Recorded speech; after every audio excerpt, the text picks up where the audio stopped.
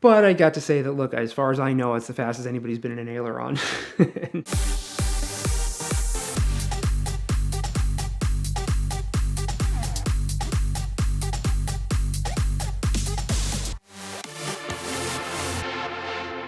In my entire career, some of the most amazing experience I've ever had is being with a company when they launch a new product. I was lucky enough to be with Lamborghini when the Aventador came out, and then through the early stages of Huracan, when I was with Maserati when the Levante was launched. Those are big milestones of the company, and Spyker was no different. I mean, launching the company as a whole was amazing, but when they introduced their second model, which they called the Aileron, this was a big milestone within the company. And so we decided to use the Atlanta Motor Speedway as the launch. And we did our first big dealer meeting. Everybody's going to see the Aileron for the first time.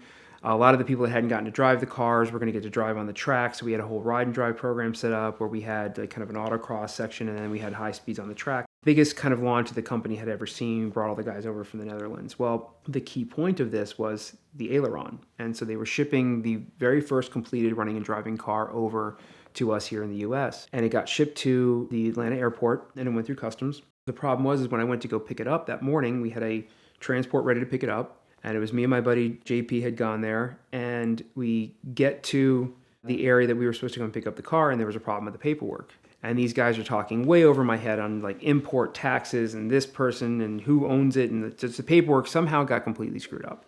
And I'm like, I'm picking this car. Like, we're doing the launch. Like, I have to have this car. Like, what's going on?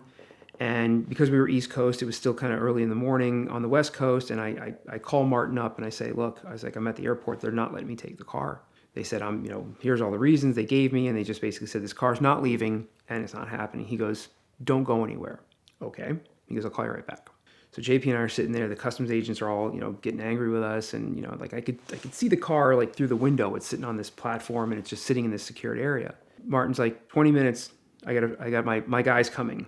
And it was very ominous. And, Martin has dealt with import and export of cars all over the world. I mean, he's the guy that you call if you want to get a truck to Antarctica. So you just never know what's going to happen.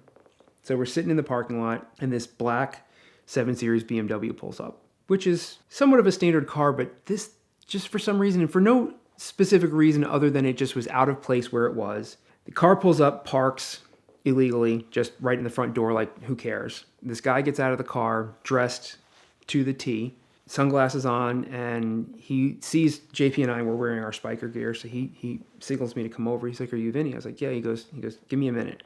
So he goes inside the customs office, and I see him, he introduces himself, and next thing you know, they take him around the counter right into the back into some room, and he's in there 20 minutes.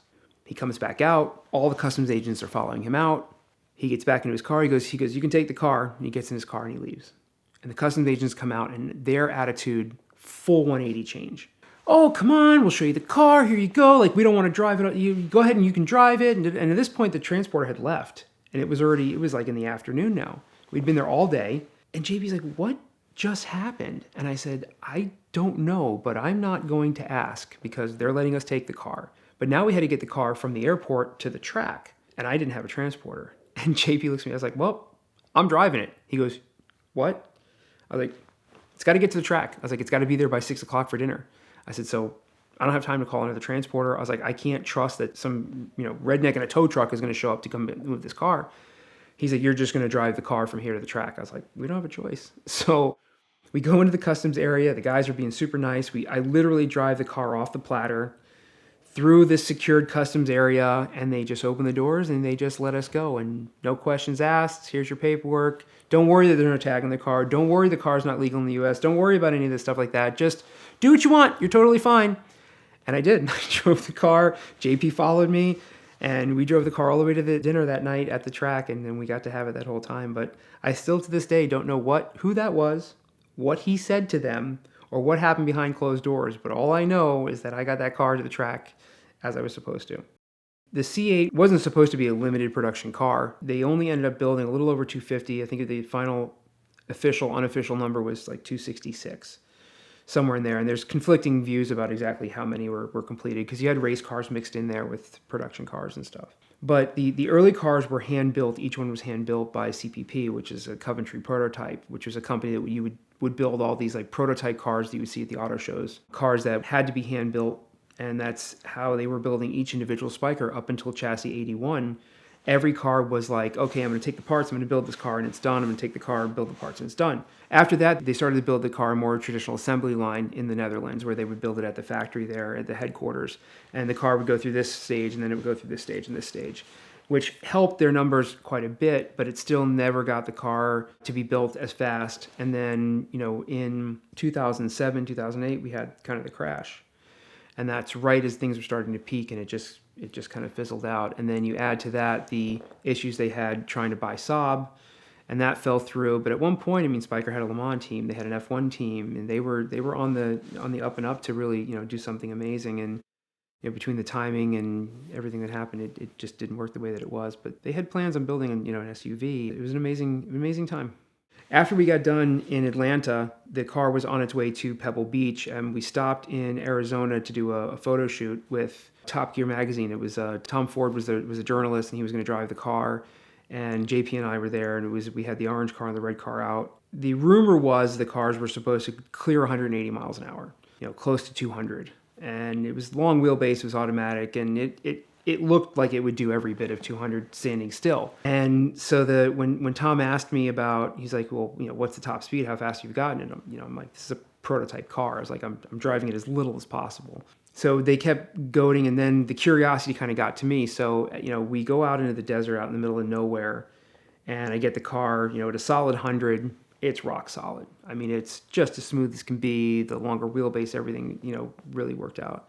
We realized that where we were, just outside of Gilbert, there was the road was nice and smooth. It was big. I had had enough experience with all the other Spykers. I said, okay, well, you know what? I was like, nobody here in the U.S. knows what it'll do. I don't even think the guys in the Netherlands have fully tested it. So I called the boss. I go, do we know the car will do what they say? I was like, they're asking. And part of my job with Spyker and babysitting the journalists was to kind of help them with their articles and kind of up the ante. So I took it upon myself to just decide, well, let's see how fast this sumbitch is going to go. And so we go outside, and I just start pushing it. And the journalists are set up with photographers up on some of the canyons looking down on the road in the area that we were at. And I get to an area at about 100, 110. I get to an area that's perfectly dead straight and absolutely smooth, and I just hammer it. And it just keeps climbing and climbing and climbing. Now, it wasn't GPS verified. It was on the speedometer. I mean, I'm sure it was going to blow holes and whatever it was, but the speedometer said every bit of 175. And the amount of times that I've been at that speed, I could feel that we were pretty close to it. The journalist got an absolute kick out of it. He was amazed, and he wrote a really great article about it. My boss was less than thrilled, but I got to say that, look, as far as I know, it's the fastest anybody's been in an Aileron. Got witnesses to collaborate it, so it was kind of interesting. Whether you see the car in person or buy it sight unseen, when you buy a pre-owned car, you need to get an inspection done by a qualified professional. And the nationwide network of trained inspectors from the Lemon Squad is the best way to accomplish that. They give you a great deal and a great bit of information about any car you're looking at very quickly. They've been supporting VINwiki now for 2 years, and I use them personally because when I'm buying a car, I need to know the full story. So check them out now at the link in the description below and use the code VINwiki for 10% off, and never buy a used car without the Lemon Squad.